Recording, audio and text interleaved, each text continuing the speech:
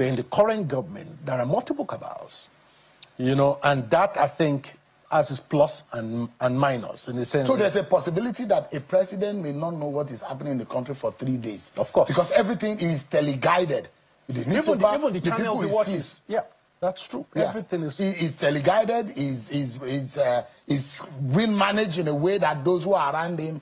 And that's why the name of Tunde Sabiu, for example, came up. As his level of education, his experience, those who, they say, controlled what went on, who saw the president, what kind of... in fact, the daughter of the president wrote, who somewhat is... what's it called? Auditor. Yeah, and went and discovered that some of the signatures of the president in documents were forged. That's correct. And that's how powerful some of the people around the president. So it's not the fault of some of these presidents sometimes. It could be the fault of those who are managing them, is it? That is true. I mean, the thing is, the president will always have people around him. But you need to put systems in place to avoid state capture or presidential capture, as for want of a better word. Because, for example, the current government have, from what I can see, at least 5 cabals. Within the presidency? Yes.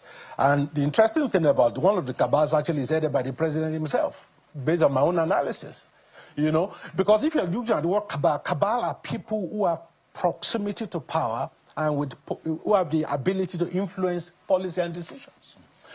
So in this current administration, you have at least 5 groups, all fighting. Who are these groups?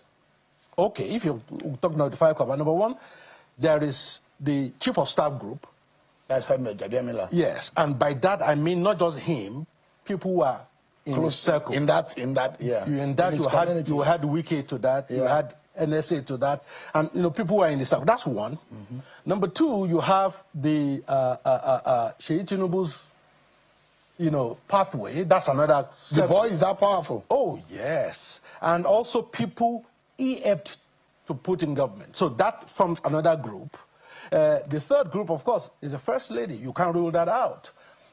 She has her own team. The fourth group is a group of the young Turks around the president, the principal private secretary, the AO, the CSO, those ones that control access. Those ones, that they form their own cabal.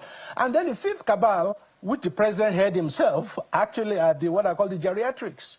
There are quite a few old people that have influence on the that he listens to. That he listens to. So some of them, I understand, some of them are even complaining that I've not seen him in a long time. They are not allowing us to see him. No, what you see there is a conflict of cabal. Part of the danger of having multiple cabals like that is decision making is slower. Because once one cabal pushes a decision, the others fight against it. And then, it takes a while for the man to make a decision. And there's a problem. Whoever gets to the president first, and when he hears the story and take action, probably will get the upper hand. I think that's a problem generally with old people, generally. For those of us who have old people in the family, the first person to report tends to be the innocent party. So that's